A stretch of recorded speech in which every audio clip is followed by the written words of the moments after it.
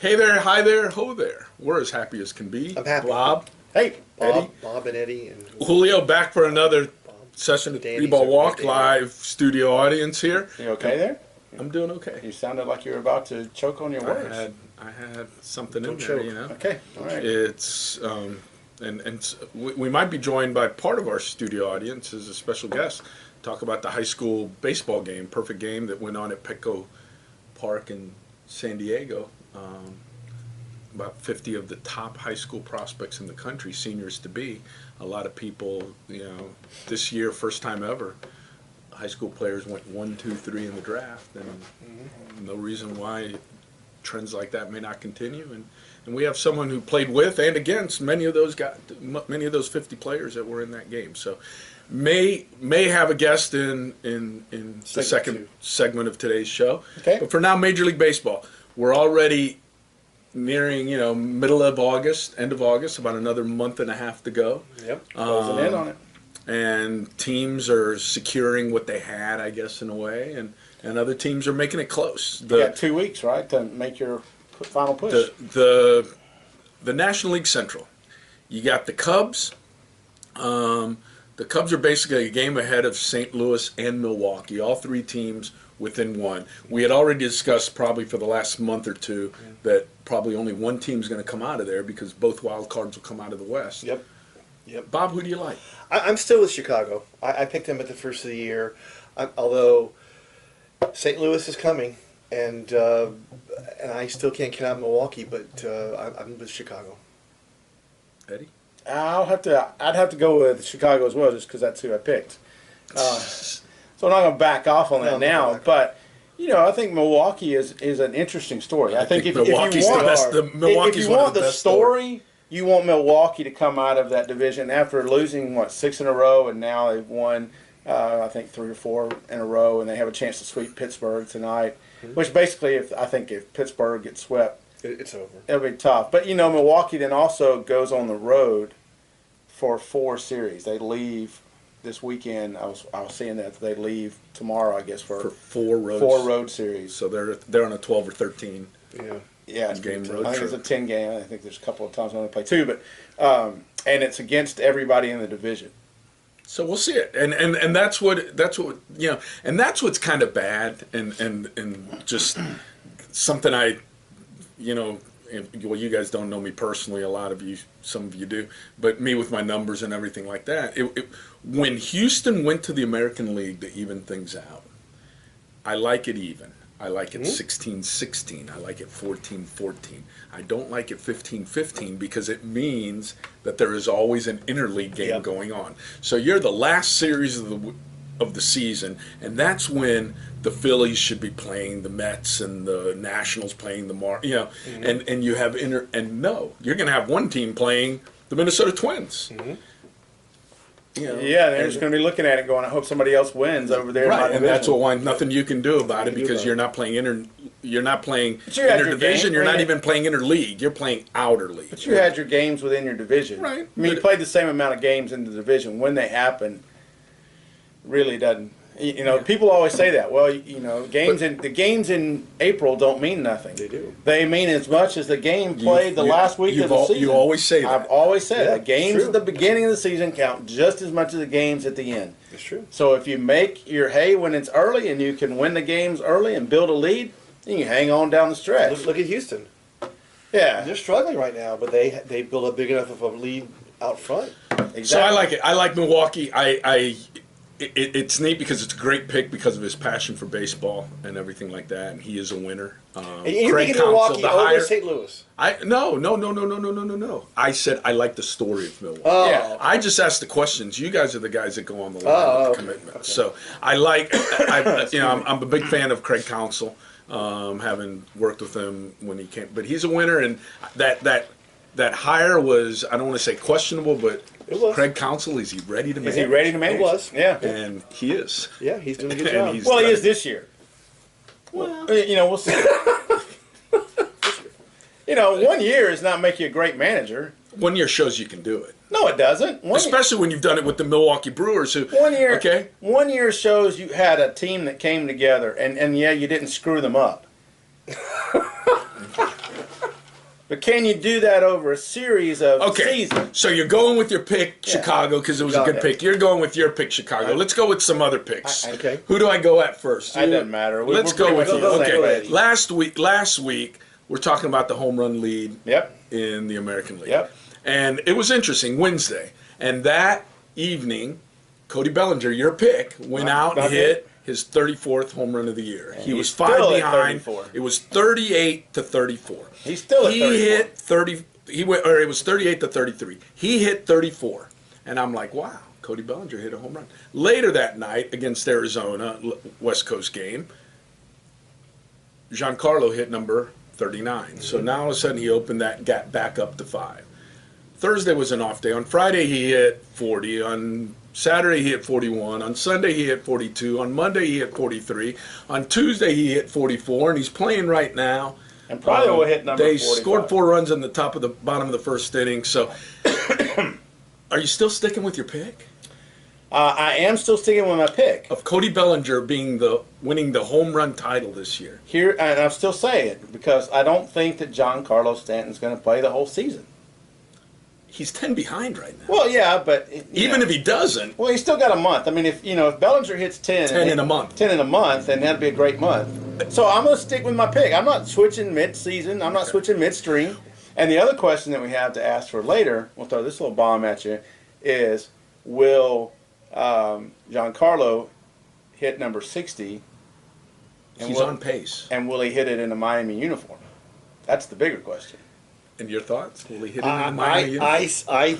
I think that, first of all, I picked him to win the home run race. You did. I think he can do it. Will he do it in a Miami uniform? Will he hit 60 too? I think he can hit 60. I think it helps the Marlins. No. It helps Stanton. Here's why I say that. He's not going to hit 60. No, here's He why I can't say stay on that. pace. If they were in the race, What? If A home run a day? Yeah. No. If he hits a home run a day, he'll hit 85. Fine. He's on pace right now. So, but if the Marlins were in the race, if the Marlins had a chance at a wild card, no, he wouldn't, because they wouldn't pitch to him.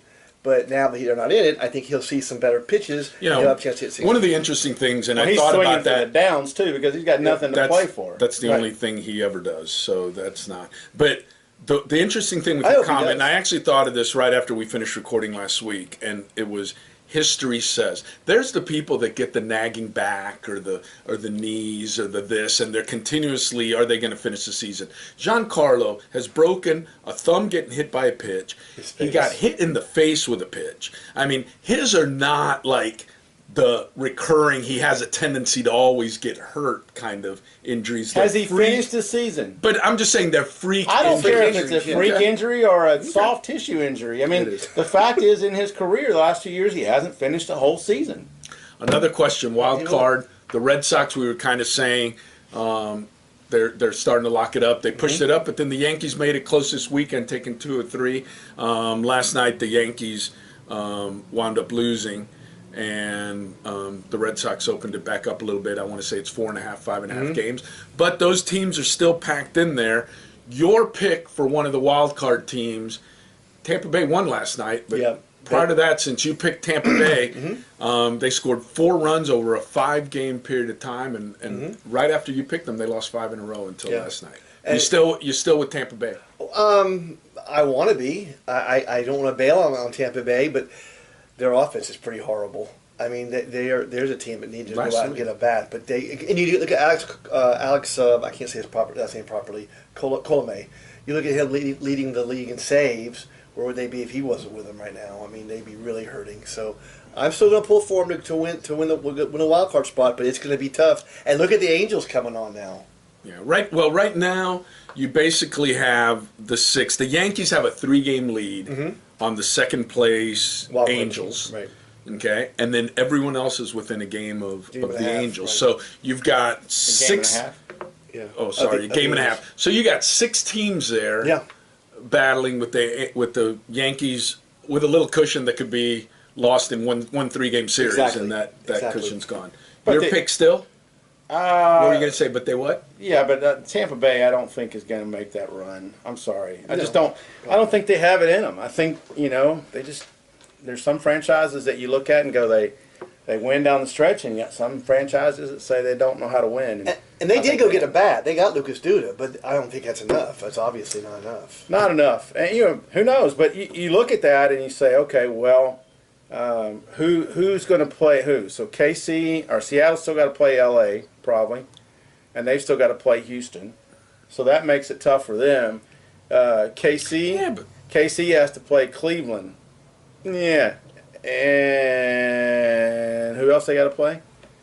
And you don't know. In their division, and Tampa Bay's got to play Boston and New York. And Toronto. They struggle with Toronto. So, I think Toronto's starting to play decent baseball right now. The schedule doesn't line up well for Tampa Bay. That's all I'm saying. What's phenomenal is... Who'd you pick? To come out of the wild card? New York. And Kansas. You picked Kansas City. Did you? I think I picked Kansas City. I think so. And you had Tampa Bay and New York. In New York, right. And both of you had Seattle's interesting.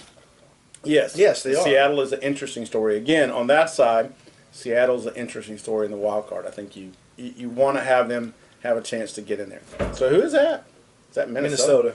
Wow, the Twins, the Twinkies are up there too. Yeah, well, so I've got a couple of teams in the Central. And the interesting thing about that is teams are at 500 or right below 5. I mean, and they're in playoff contention. Yeah, it's not the NBA all over again. Well, it is, but I don't. If you win 5 games, you get in the playoffs. Yeah, exactly. I think the reason for mediocrity isn't as much the mediocrity. I think it's the fact that the Dodgers, the Astros, the Reds. I mean, there are just so many super teams that are just wiping every. I mean, those middle of the run teams. The Dodgers are 50 above 500. Yeah, it's 50 games above 500. It's crazy. And Eddie and I were talking about it before the show. Kershaw. Without Kershaw.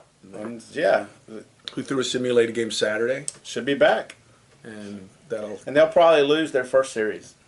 They'll get beat by the wild card team. Yeah, knocked out in the first round. It'll be.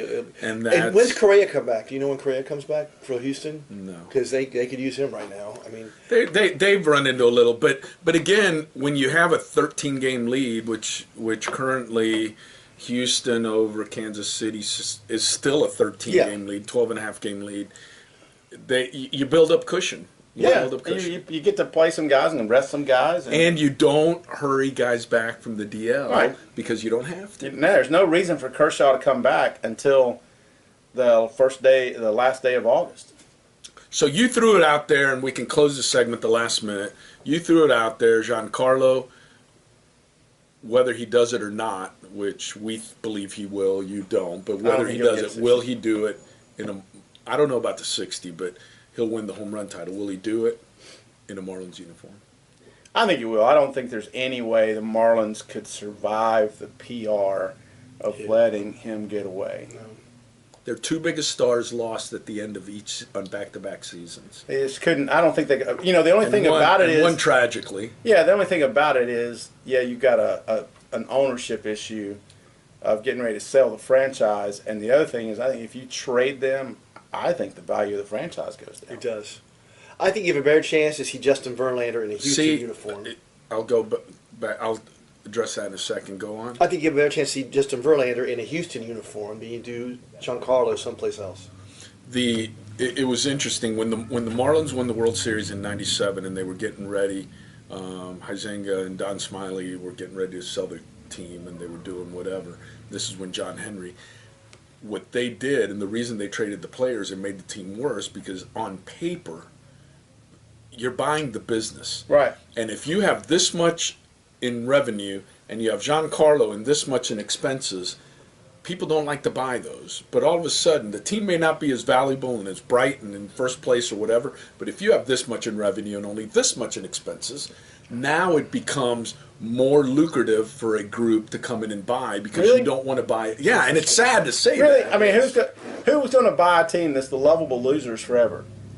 If it's going to make you tons of money. I mean, that's how they were. The Cubs are just sitting there happy making money, and they got Sosa and they left Sosa out there, and they were fine because they packed the stadium and they were making money, and it was a very profitable. The Cubs is an unusual franchise, but it's a business. Austin was the same way. It's sad. It's sad, but it's a business. But they did, and we'll close with this and just something to think about. They finally did come down to the final group that this is the one that's going to be, and it's Jeter and Jordan. Jeter and Jordan, interesting combination. They're kind of names that have their names in the hat. I mean, obviously, a few billionaires there, although they're probably billionaires. They're probably billionaires too, yeah. But thanks for watching segment 1. We're going to see about segment 2. Thanks for watching. Be right back.